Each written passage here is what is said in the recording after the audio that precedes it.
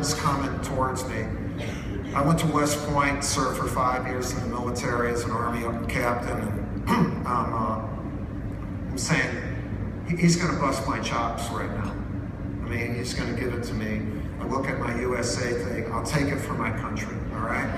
He starts walking towards me, and what he says to me is, he says, Coach, I got a half hour extra here. I'd like to work on some of my offensive moves. Would you please work with me?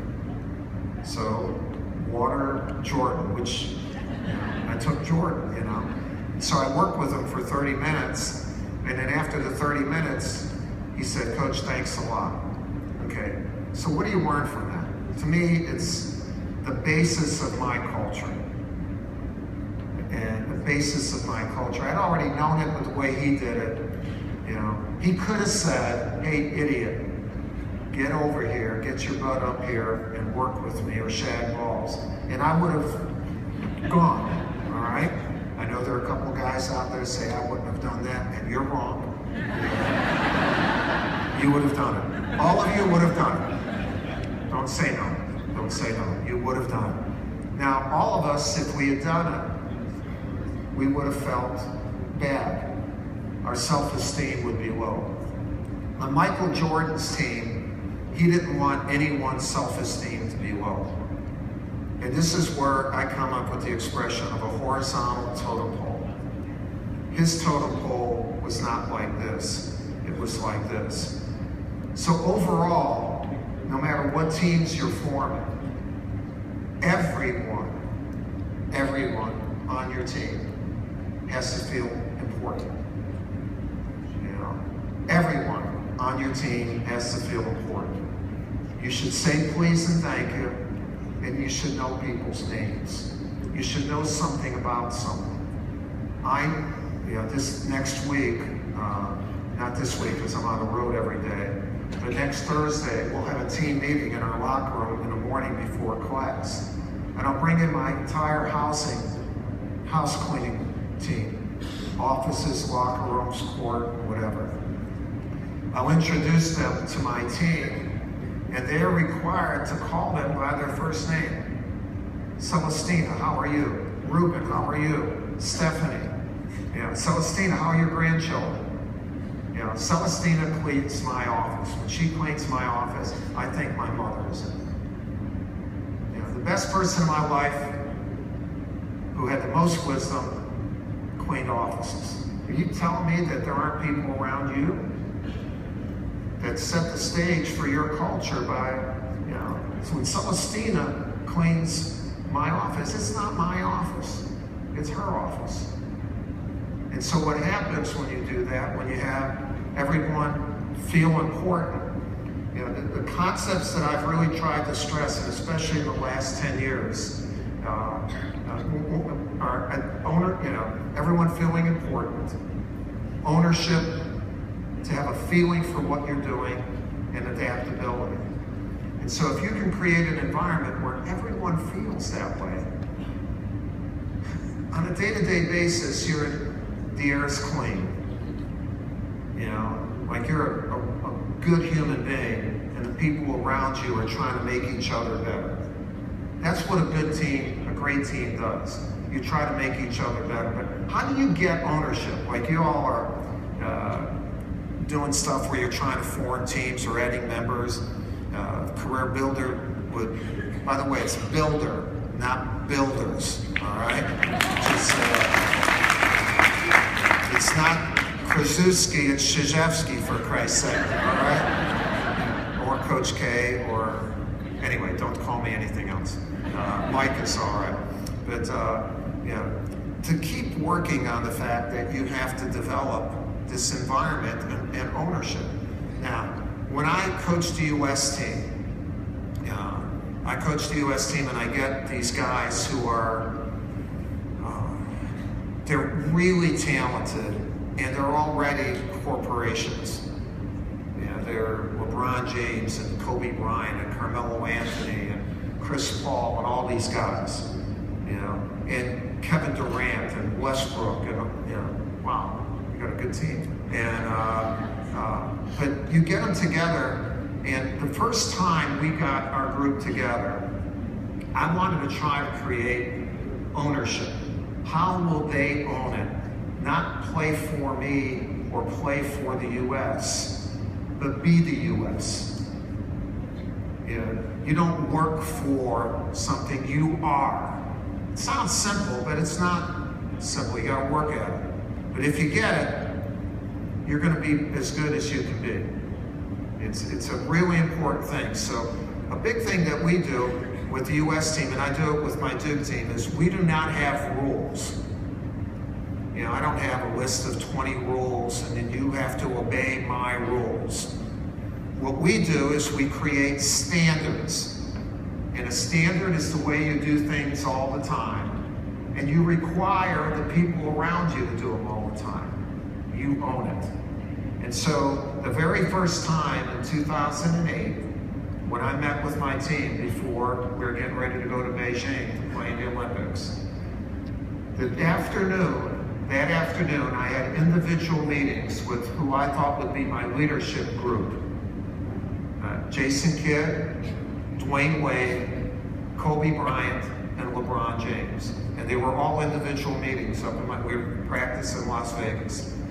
And I brought them in, each individually, and I said, we're gonna have a meeting tonight. And they say, you have to talk about offense and defense. And I said, no, we're not gonna talk about those things. And I know at that time they're saying, we shouldn't have hired a college coach. What are you gonna have? Incense burning and chimes, like different music going on, or what the hell's going on? And I said, we're gonna have a meeting on how we're gonna live together. And so as you make, they were discussing technology and manpower and all that. When you're actually gonna form a team, basically, you gotta figure out how you're gonna live with one another. How are you gonna live with one another? Basic. A lot of people don't even do that. And it's wrong. So I said, two of the standards that I have all the time are, when we talk to each other, we look each other in the eye. That's one standard. When we look each other in the eye and talk, we always tell each other the truth. The truth all the time. All the time. In a moment. In an instant. You have to tell the truth. I went to West Point, honor code, don't lie, cheat or steal, best. I knew anytime someone talked to me as the truth and they believed me, you believe. If you believe, what do? You trust. The single biggest thing in building any relationship, marriage, team, business, father, son, mother, daughter, trust. Trust, trust, trust, trust. You do trust, you can do a whole bunch of other things. You don't have trust, all right, shaky. A little bit shaky here. Can fall at any time. So I said, I'm going to say those two things, and I would like for each one of you, again, in these individual meetings, to contribute. And a couple of them wanted to say something then. I said, no, let's wait till tonight. So really, it's a moment of decision, right? It's a moment, like, picture yourself with these 12 guys. Okay, you're this stinking college coach, and you're going to ask LeBron James, Kobe Bryant to give information. They don't give information. They don't want to give information. So I don't know what the hell is going to happen. A little bit afraid, all right? So I say, okay, we got to figure out how we're going to live together for the next 6 weeks and how we're going to win the gold medal, all right? So look each other in the eye, tell each other the truth. Does anybody else have anything? And then there's that cold sweat, your armpit, sorry, your... And Jason Kidd raises his hand and said, oh, God, thank you. And quietly, you don't want to show weakness, all right? You don't want to show weakness, wear a jacket, no armpits, things like that. So Jason Kidd raised his hand, he says, Coach, we should always be on time. We should respect one another where we're always on time. I said, that's cool. Now in the NBA, if you're late, it's $1,000. Fine. That's 1 second of playing time, all right? Some guys give their coaches $30,000 at the start of each month and said, look, I'm gonna be late every day, all right? And it's not that much money for them. So, I don't want fines or anything. I said, well, that's cool. Are you guys cool with that? Everybody, we're going to be on time. Yeah. I said, well, I'd like to add another standard. For the last 6 to 7 years, we have not respected the international community in how we've prepared. And we've gotten our butts beat. In addition to getting beat, we've lost the respect of our country, and we've lost the respect of the world. We need to respect our opponent. And so I think we should never have a bad practice. And it's not just up to me as a coach, it's up to all of us that we never have a bad practice. I can tell you, in the 4 competitions since then, the 2 Olympic gold medals and the 2 world championships in Beijing, Istanbul, London, and in Madrid, I have never had a guy late, and we have never had a bad practice. Can you say the same about your team? And it is because not of fines and a rule, but because of a standard. A standard. Okay, I'm waiting, and one of the coaches said, we always have to have strong faces, don't complain. There's some interaction by coaches, and then all of a sudden, Dwayne Wade raises his hand. I said, damn, 2 for 2. 2 for 2. And Dwayne says, Coach, if we have each other's back, in everything we do, we'll do it more boldly. And I said, in other words, we trust one another. What you're saying, Dwayne, is when we step forward, if we have to look to see who's with us, our step isn't that big. But if we have each other's back, whenever anyone of us take a step, we'll do it bold. Is that what you mean? Coach, that's what I mean. We're all in agreement? So we have each other's back. Okay? Kobe Bryant, who's the best player in the world at that time, the leading scorer in the NBA. And he's the alpha dog of this group. In other words, he's at an age 3 years older than LeBron and these other guys. So they're going to look to him to see what is he going to do, how is he going to act, and then how will we act. It's the way it works. And so Kobe raised his hand and says, Coach, if we play defense and rebound, we'll kill him. Kobe is an assassin. He and Jordan, they have assassin's eyes. When they look at you, you're dead, all right? You are dead. But what he was saying to everyone was not to score, but to rebound and play defense. Kobe had come in 2 days earlier while we were having coaches meetings. And during the coaches meetings, he knocked on the door and he says, Coach, can I see you? And I said, certainly. And we had a private meeting, and he said, can we sit down for a second? I said, sure. He said, can you do me a favor? And I said, of course I can do you a favor. He said, I want to guard the best perimeter player on every team that we're going to play against. And then he's paused and he leaned forward, and with those eyes he said, Coach, I promise you, I will destroy them. It's true. This is all a true story. It's cool stuff that I do. All right. I put out a contract. That's not true. Maybe it isn't. No, it's a little bit of embellished there. So the first practice we have, Kobe never takes a shot. And basically, after the practice, I brought him over. I said, just destroy this. Coach, I promise you. And I said, well, I've seen you score 50 points and destroy people offensively. Would you please shoot? Now, I know a lot of Laker fans cannot believe that I've asked Kobe Bryant, and he will tell you I'm the only coach who pleaded him to shoot. But basically, Kobe Bryant on his own did what sometimes a team member needs to do. They need to do some of the dirty work, even though they're at a different status, to show everyone else that we'll all do this. Brilliant, brilliant. And I wish I would have told him to do that. But he did that on his own. And there are a lot of people, when they have ownership, they will give you brilliant ideas if you allow them to do it. Okay? We go through 13 standards. LeBron has never said anything. So I don't know, I'm getting ready to close the meeting, and I don't know if he's punking me or whatever he's doing that day. And we're great friends. We were starting to be friends at that time. And he raises his hand. I said, God, this is so good. 4 out of 4. Who would have, should have bet on this? And down in Vegas, the odds would have been 1,000 to 1. And he raised his hand. He goes through 2 minutes of saying, we should never have excuses. And he said, I've dreamed of playing with all these guys.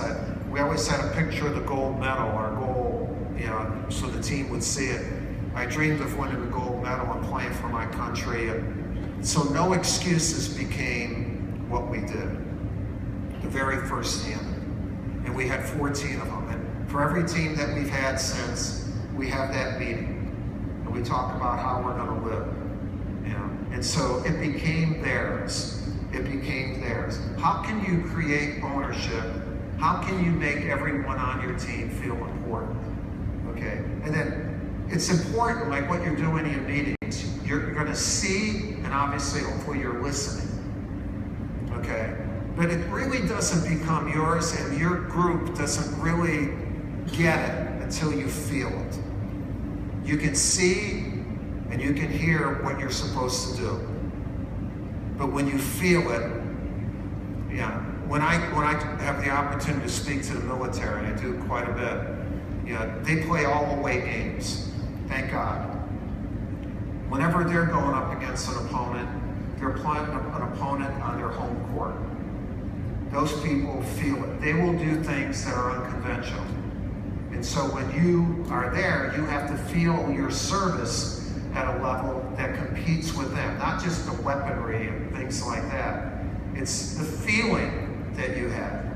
And how do you create feeling? We've done a number of things with our Olympic team, with our national team.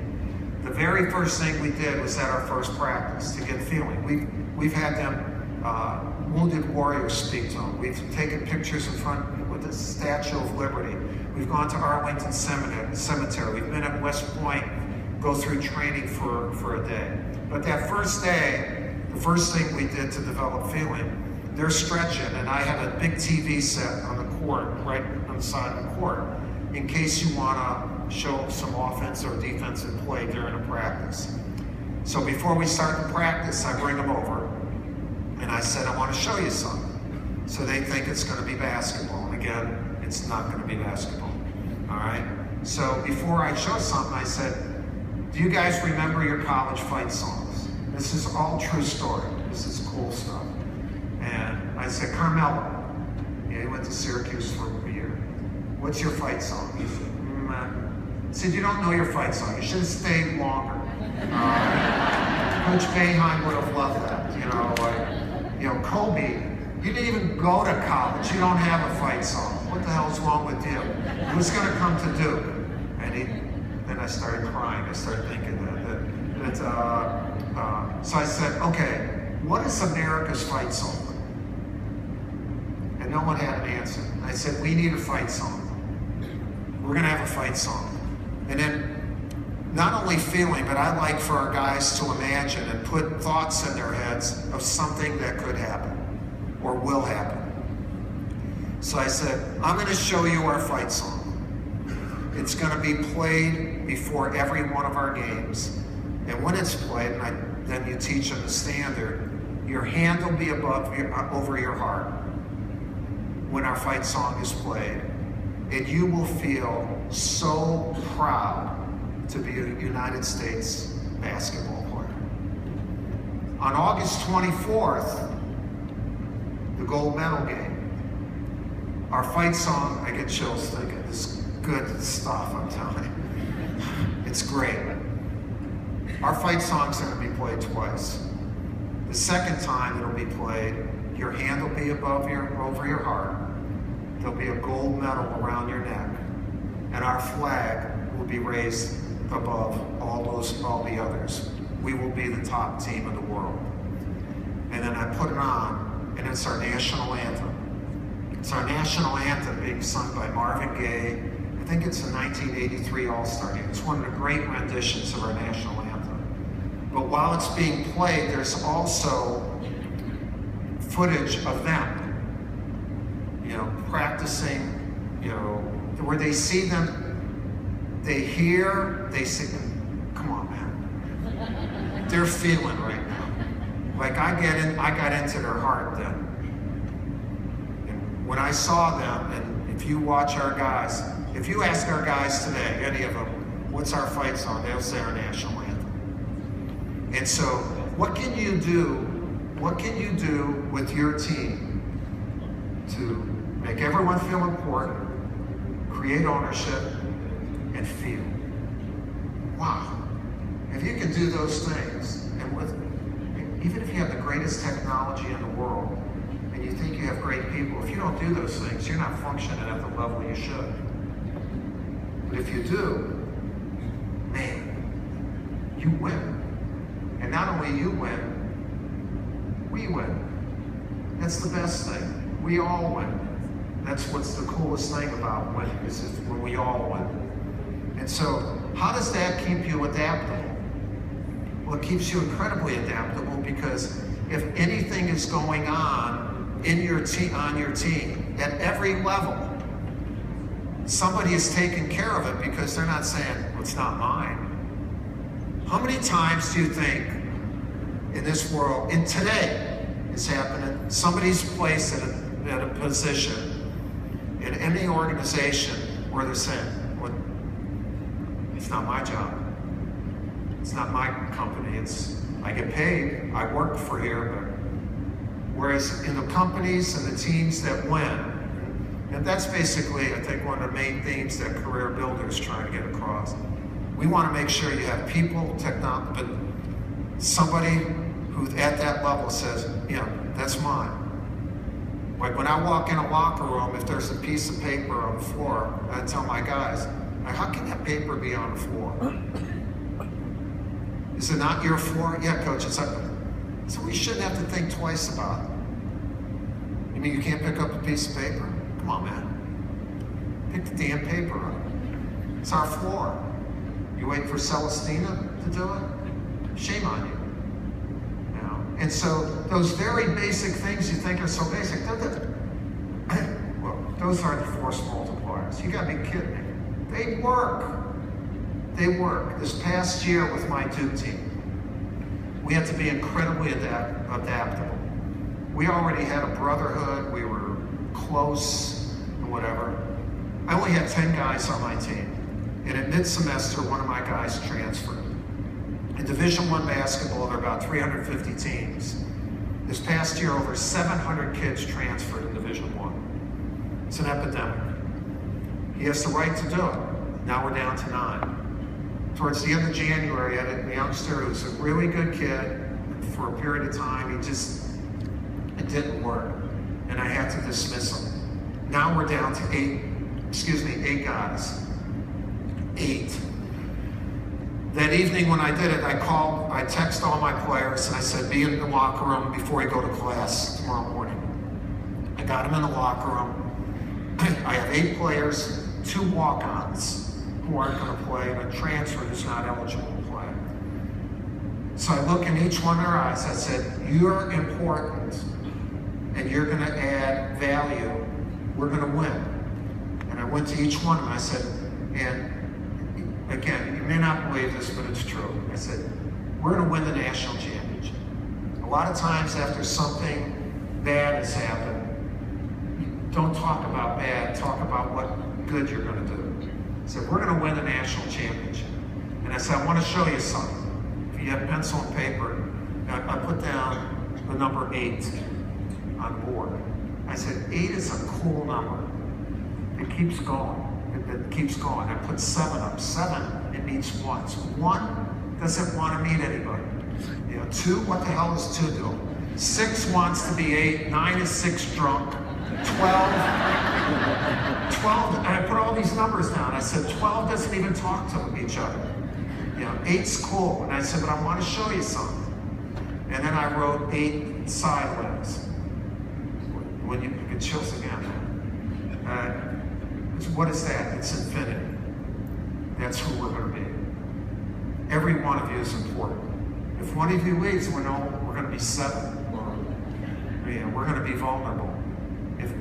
If we're together, 8, and there's that old TV show, 8 is enough. All right? 8's going to be enough. Okay? And so from that day on, and I also added, I said, and I believe in words, in teams owning words. Instead of trying to memorize all phrases and that, I said there are 3 words we need to own, the 3 E's. And if we give that every day and have infinity as our mantra, we'll be fine, we'll win. Enthusiasm, energy, and emotion.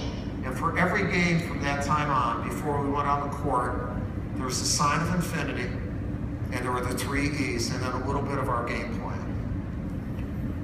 Fast forward, we're one of the top teams in the country. Like, we're really good. And of our 8 guys, 4 of them are freshmen. It's the youngest team I've ever had. Okay? We play in the Final Four, we win. Wisconsin wins. We're playing a national championship game. There are 72,000 people watching the game, and 28 million people, the most that have watched basketball at any level since 1998, when Michael Jordan was in his last year. The biggest stage. And I got these teenagers, holy mackerel, but they're never afraid. They're never afraid because what Dwayne Wade said, trust. They're never afraid of looking bad because they knew everyone had each other's back. They trusted one another. We get in the second half, Wisconsin's a hell of a basketball team. Great coach, and we thought the best team, the 2 best teams played. And we're down by 9 points, and we're dead in the water, really, with about 13 minutes to go. My 2 best players, Okafor and Winslow, are in foul trouble. They're freshmen, and they weren't competing against Wisconsin. They were trying not to foul. It's just something that happens.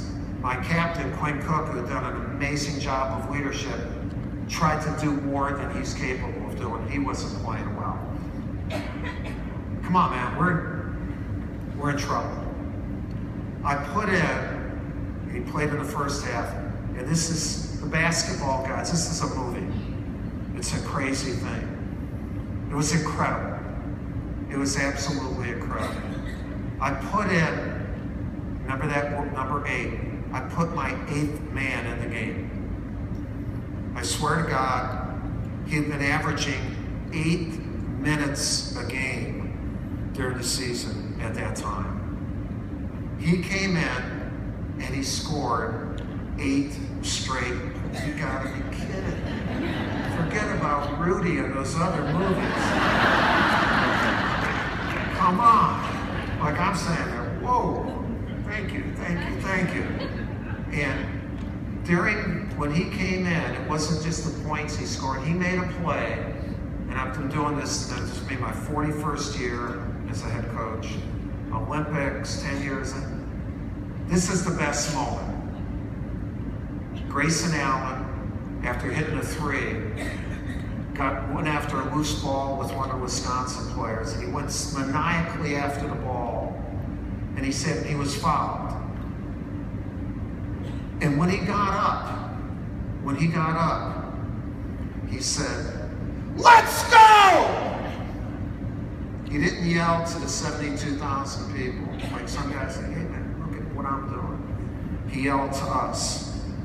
And then 2 seconds later, he said again, "Let's go!" And it was like a lightning bolt. It was a lightning bolt that hit my 2 guys with foul trouble.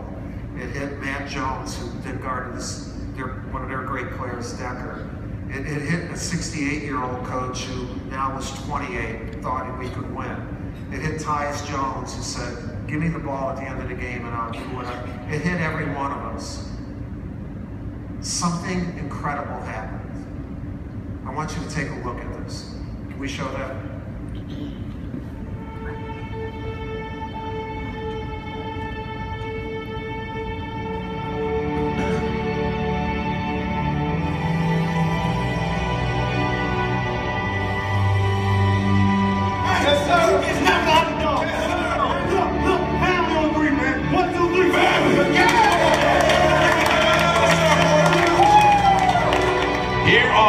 four-time national champion Duke Blue Devils.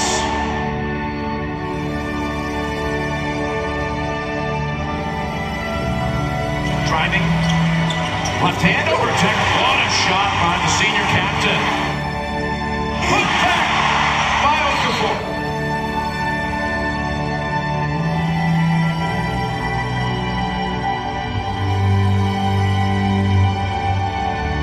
Here's Allen driving in on Kaminsky.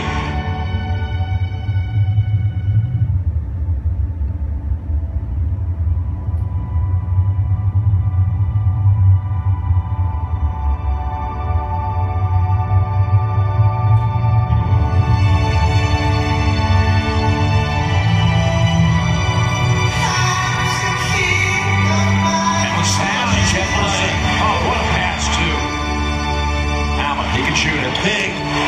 Look at the effort by Allen.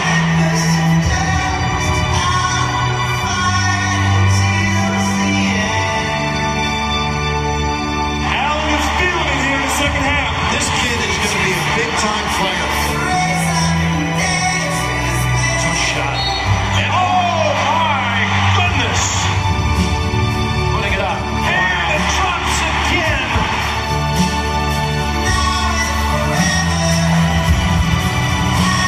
Jones time. Jones, that's a three. And Duke's right back in front. There you go. Okafor.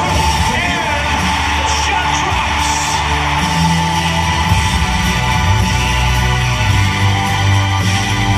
This aggressive play. Okafor.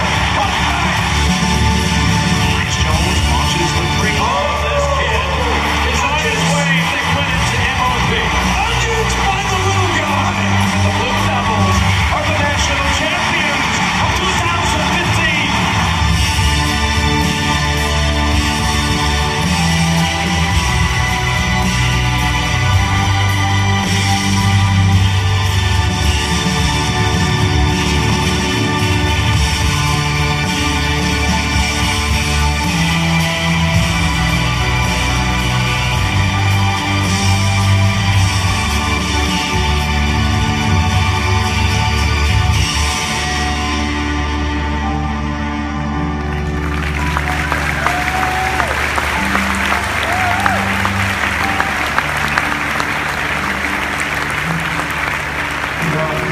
Dreams come true, man, and hard work pays off. But most of all, I want to thank my team.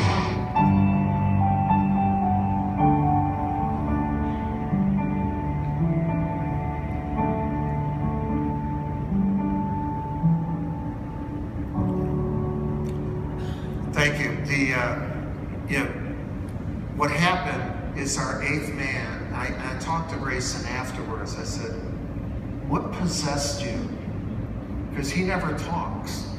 He never talks. He's a freshman, he never talks. And he says, Coach, I was sitting on the bench, and the third E was not alive and well, emotion. And I said to myself, when I go in the game, I'm going to yell. Isn't that crazy? I said, you're nuts. He says, Coach, I said, I'm just going to yell. And so good things happen, and I just yelled. Everyone's important. Ownership, feeling, adaptability. But on our team, the eighth man yelled. Even that's cool. But what's even better is everyone listened. And everyone listened, and we won. During your time here, develop the team. Hopefully CareerBuilder can help you with that. And let's do something incredible. Let's go!